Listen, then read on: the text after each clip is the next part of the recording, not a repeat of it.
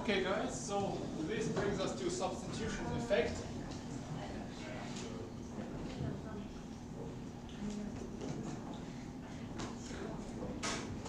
Okay.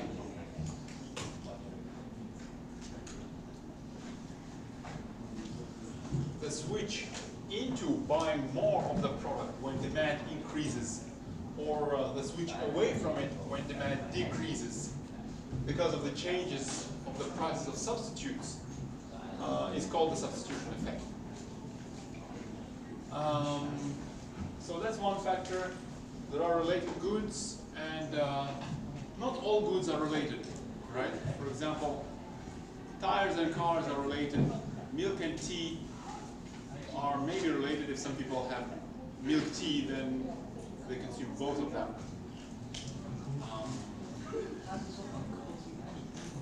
Coffee and tea are different kind of related goods, substitutes, right? Shoes and chairs, not related, right? So not all goods, I'm just giving you examples that not all goods are related, right? Shoes and chairs, I guess not really much related. Okay. We'll continue with this subtopic.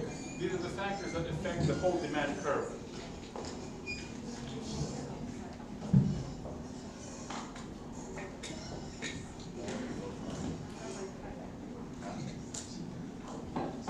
Next is expected future price.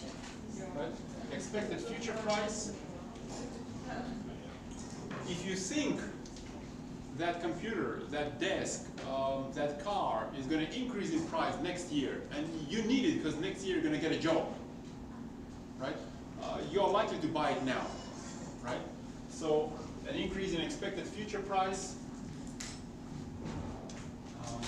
can increase demand for the product now, and vice versa. If you think that car, that computer, that desk is going to be cheaper next year, and you're going to get a job next year, right? You might postpone your purchase. Okay. So blank for the other direction.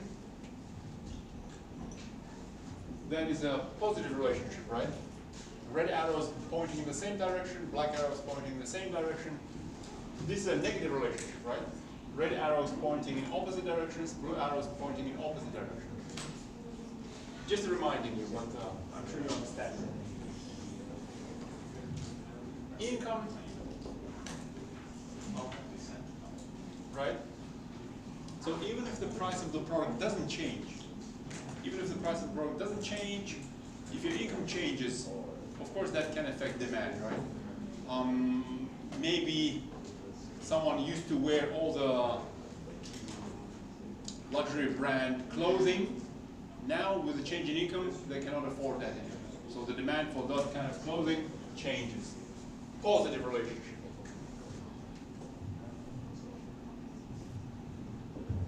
Higher income, higher demand for normal goods. But there's another example as well, right? A little bit similar to meat and bread 200 years ago, but not so extreme, right?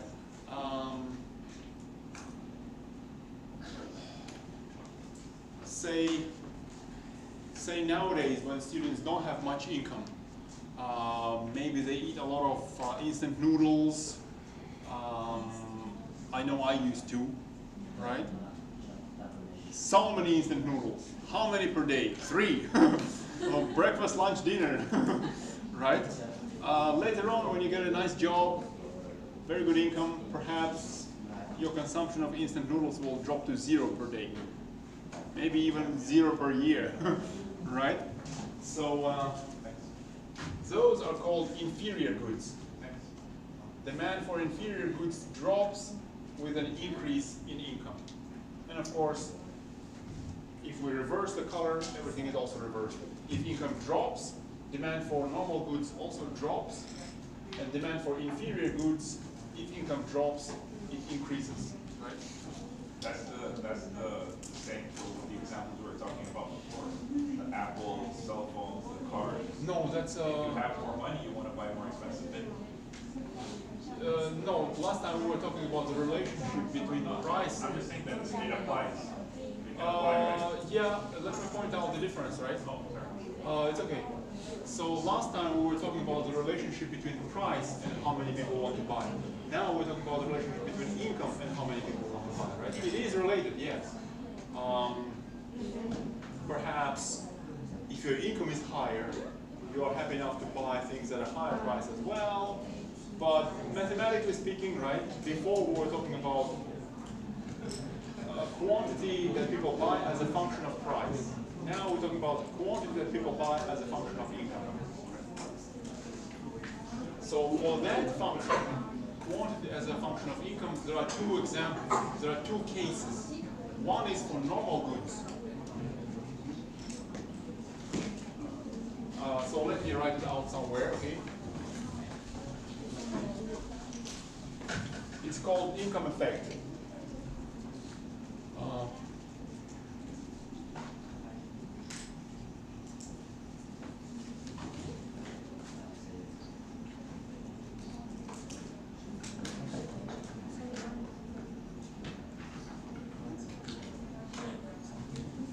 Normal goods are the goods for which demand increases with higher income and vice versa. Decreases with lower income. Okay.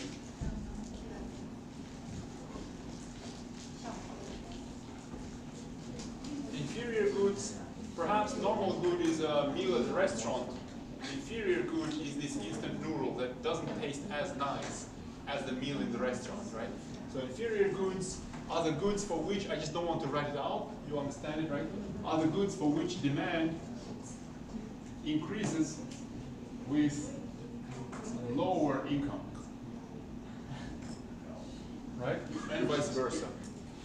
For which demand decreases with higher income, right? Once your income is higher, you're not going to buy those noodles.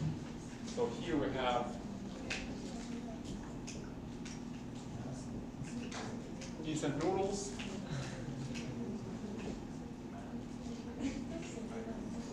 For example, a restaurant meal, right? Just to give you something, when you read it, you're like, oh, I remember it, right? Whew. So that's income effect. What else? We're still here. We are listing the factors that shift the whole demand curve, the whole function. Okay, so of course, next. There are quite a few. We'll continue. 1, 2, 3, number 4.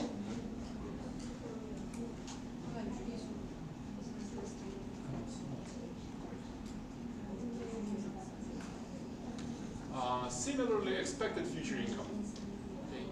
Even if my income hasn't changed yet, if I have been promised a promotion with much better pay, it might already affect my demand, right? Okay. So that's kind of easy enough. All the things are quite similar.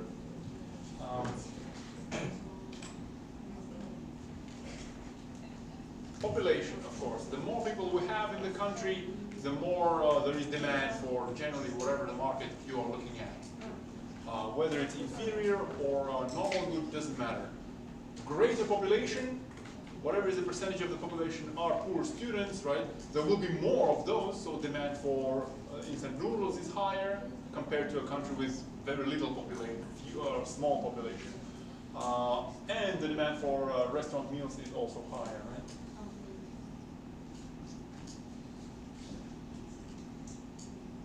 And lastly, in the category of preferences, we'll put all the other things. Like, I don't see many of you guys in this particular brand of t-shirt, but if Justin Timberlake makes a new video wearing this shirt, I think there'll be a lot of you guys also wearing it. I don't know, perhaps fashion, weather changes make you buy ice cream, all of this is here. Okay. Raining, demand for umbrella. Right? All of this here, all of this is our preferences. Okay? Last thing. So whenever we say demand increases or decreases, like here, here, here, anywhere, whenever we say demand decreases or increases, okay, what do we mean by that on the chart? Let me make some space.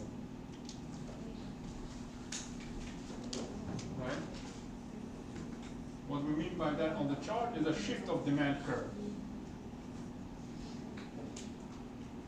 When demand increases, demand curve shifts to the right. Shifts to the right.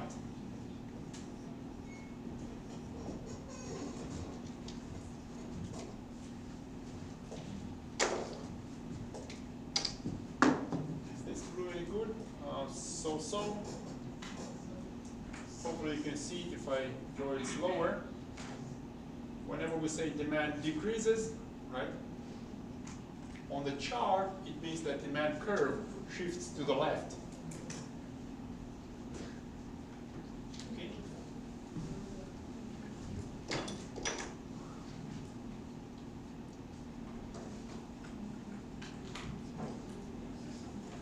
Finally, finished with demand. Okay, so that's half of what we had to talk about today. Demand. Okay. Questions? Let's move on to the other half, supply.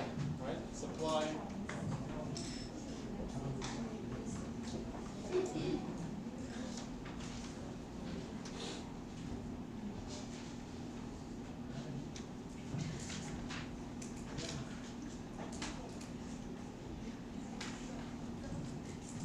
So,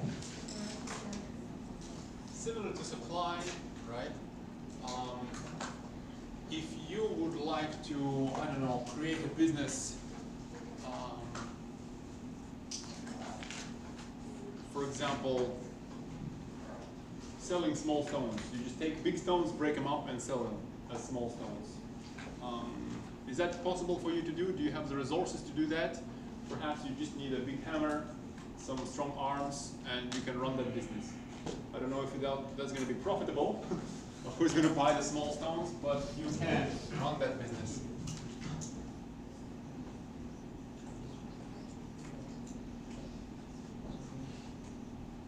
So first requirement to contribute to the supply of products is having the resources and technology. Okay, maybe I should write it down. So, and technology as well. So in this case, the resource is the labor resource, capital resource is a big hammer, technology is knowing how to hit the big rocks so that you can get small rocks, right? Very easy technology, easy knowledge, but anyway. Next is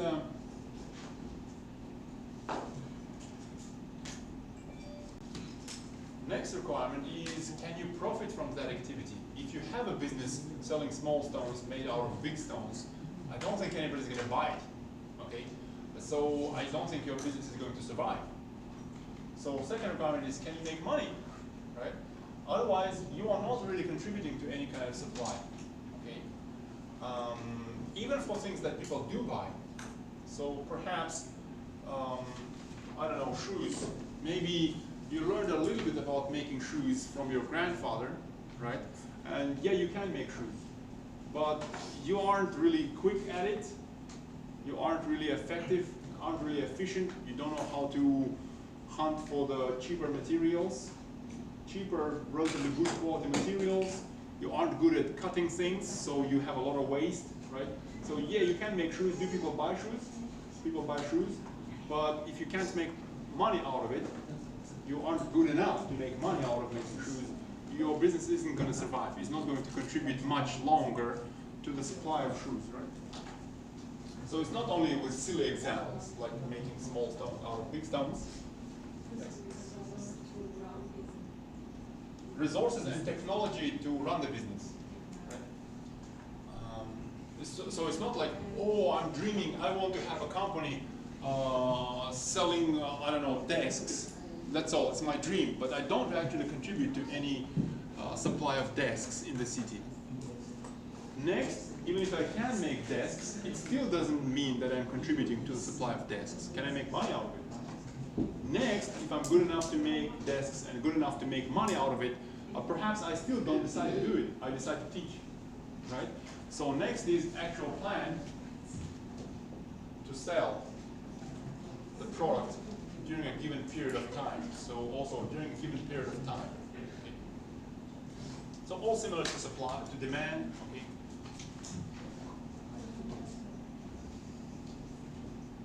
There is also something similar, supply versus quantity supply. Which marker was good? Red was good, yes?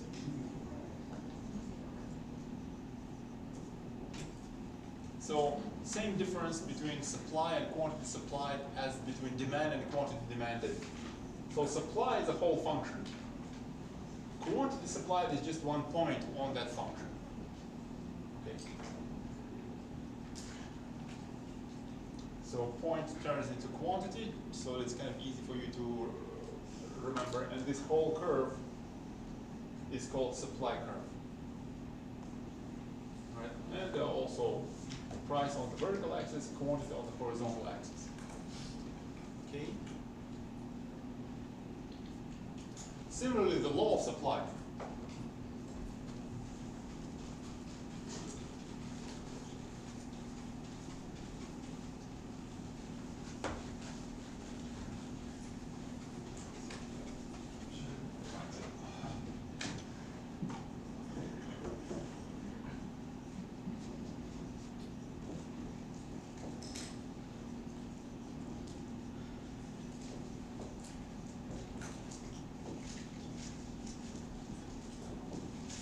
Supply is this relationship, is this function, relationship between price and quantity, such that the law of supply stands.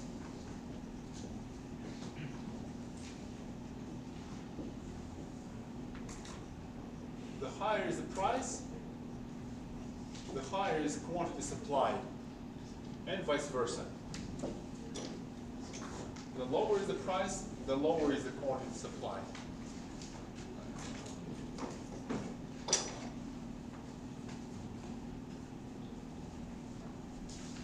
If I can, I don't know, if I can write essays, for example, right?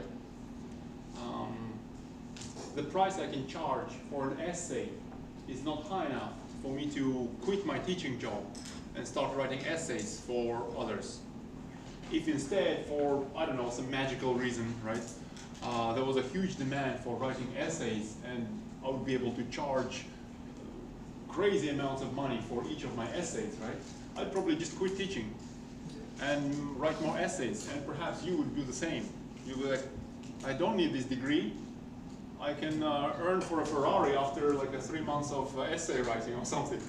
Magical example, silly, but whatever, right? So price higher, more people will want to do this activity, right? They will switch from other activities, supply increasing, and vice versa, right? If everybody will start learning things on YouTube, nobody is going to go to universities anymore. Universities can't charge much tuition. They're going to cut my pay.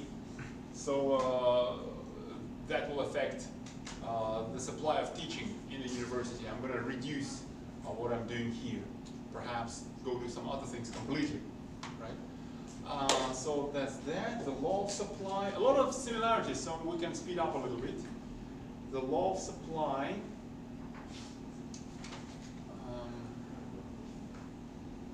Oh yes, same with demand for supply as well. We can interpret supply curve in two ways.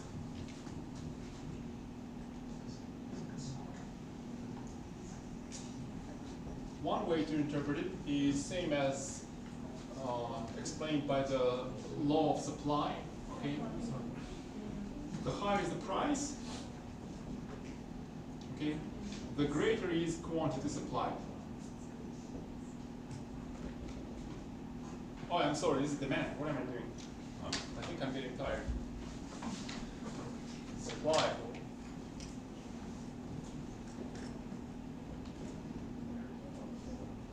The higher is the price, the more people will want to sell it. The more people will decide to produce it. This is our supply curve, not demand curve. I was doing the demand still in the previous chart. So that's one way of translating, that's one way of interpreting this chart, right? There's also another way, okay? If you want me to make these many essays, right here, right? The minimum I'm going to charge you is this much. Right? Of course, I can charge you more. there's no limit to how much I'm happy enough to charge you, but the minimum will not be below some given amount, right? There will be some minimum, otherwise I will not do that essay, right? And usually a greater amount would require a greater minimum as well, because okay, I can write a couple of essays for you today. I'm going to charge you this much, that's fine. But if you want me to write 4 essays, that's going to take most of my day today. I'm not going to have time to chat with my friends, have some beer, communicate with my family. That's quite important for me, so I'm going to charge much more for each essay. Let's say I cannot price discriminate, right? Otherwise I could price discriminate. First essay is cheap, second is more expensive, third is more expensive, and so on. So if we cannot price discriminate, right, generally higher quantities would translate into greater minimum price required. Okay.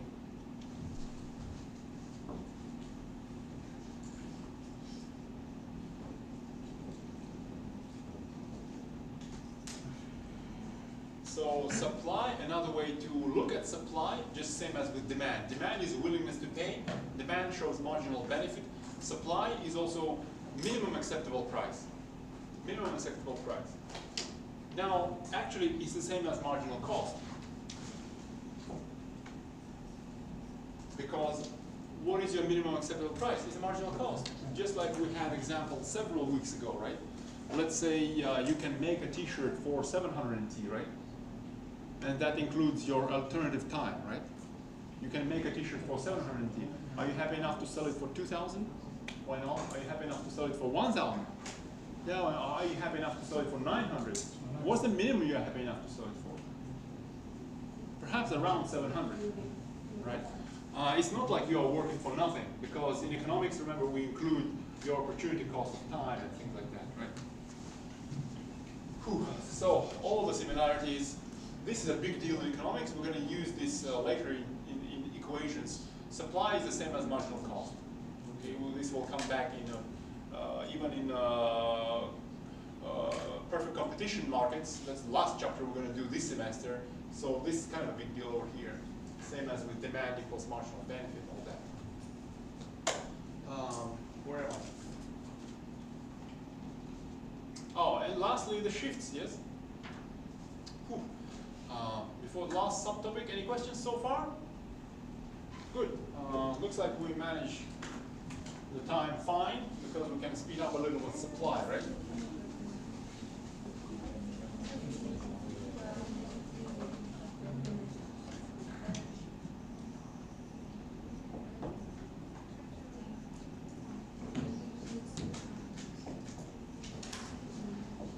Factors affecting supply. Prices or factors of production, of course.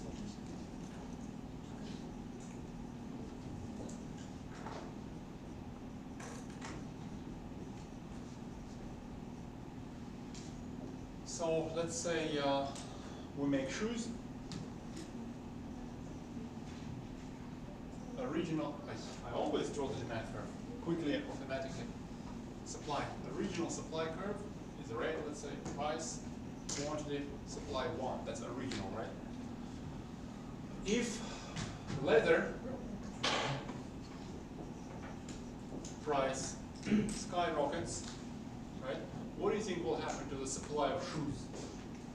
Are more people going to be willing to make shoes if leather is much more expensive, or less people are going to be willing to make shoes? Less, because those who used to make a lot of money making shoes, they're like, I can't make profit. Leather is really expensive. Let me go do something else, right? So supply decreases. Just like for demand, okay, whenever we say supply decreases, the whole curve shifts to the left. That's 2.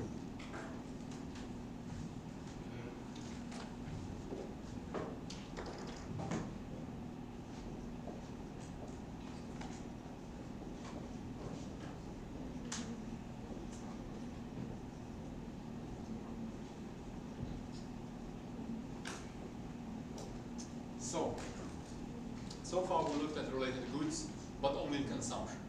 I consume milk and tea together, that's a complement for me.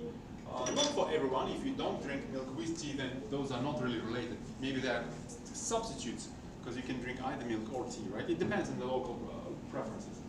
But it's all about consumption. I consume cars and tires and petrol, gas together. I don't consume them separately. But there is a similar thing in production as well. Some things must come together in production. Some things you can choose instead of one another in production. So for example, if you make shoes out of leather, perhaps you can use the same knife and same other tools, nails and hammers, to make a leather bag, right? So leather bag and leather shoes, I'm not an expert on that, but perhaps that will be a substitute in production. You can do either, so you can do instead, right? So in production we also have substitutes, and we have complements. I didn't write that legibly, but same as for demand, for consumption. That's complements in production, substitutes in production. An example for complements in production is something you must produce together, must. For example, if you make meat, right? Although it's a sad example, we've got to kill the cow, right? And perhaps together with meat, there will also be leather. Or not really leather, there will be skin, which can be turned into leather if it's processed, right? So in this case, cow skins and meat are complements in production. They must be made together. You can't make them, you can't make one without the other.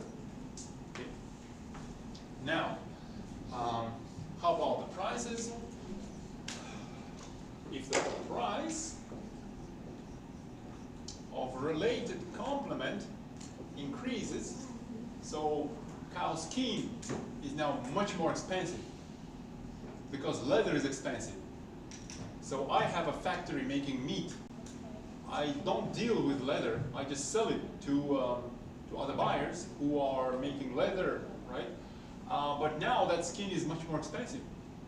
Well, perhaps, sadly enough, I might decide to kill more cows, make more meat, because that leather is also expensive. I can sell it, right? So that is going to increase my supply as well, right? And of course, vice versa.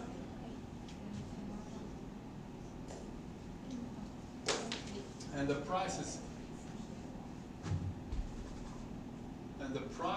of related substitutes in production, right? If the price of leather bags increases a lot, and I'm a shoemaker, so we're looking at shoes, but something else, something related, like leather bags, skyrocket. I'm like, why keep making shoes? I can make those leather bags and make more money.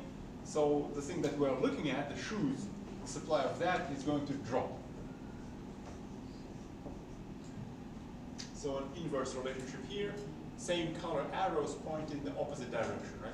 Here, same color arrows point in the same direction. So that's a positive relationship, this inverse relationship, or direct inverse, positive, negative. So same for, of course, a case of vice versa. If leather bags drop, some of those people who used to make leather bags, they will become my competitors making shoes. So the supply of shoes increases. So there's that. Expected future prices. So that's a similarity, but from the perspective of a seller.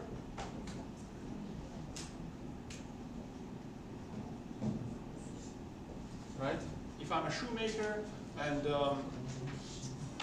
maybe next year we have a relaxed immigration policy when 2 million people are going to come to our country, right? Probably they're going to all need shoes. Perhaps I'm going to stack up some shoes. I don't need to hurry selling them now. Perhaps I'll try to sell them at a higher price next year when there will be an influx of greater population, right? So there's that. Population affects demand. We had it already, right? And similar to population, but not really exactly. Oh, yeah. Of course, number of suppliers. Same with population.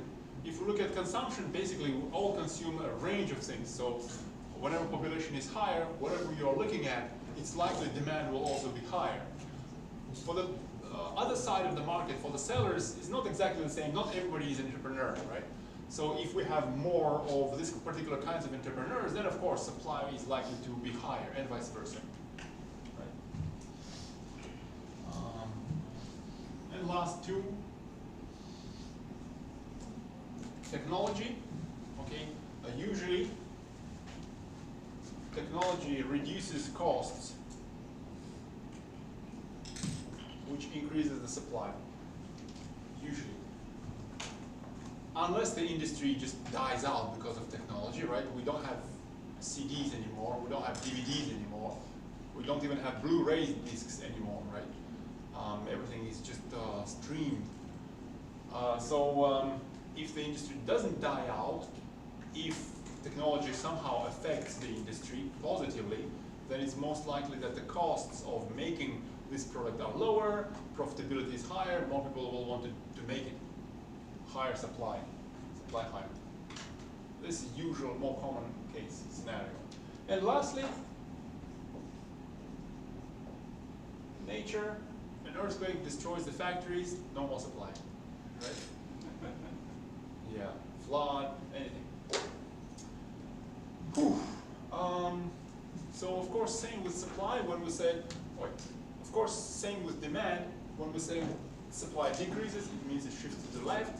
Supply increases, it means it shifts to the right. And that's all for today. Questions? Let's go to the computer lab. Let's go for a break and to the computer lab.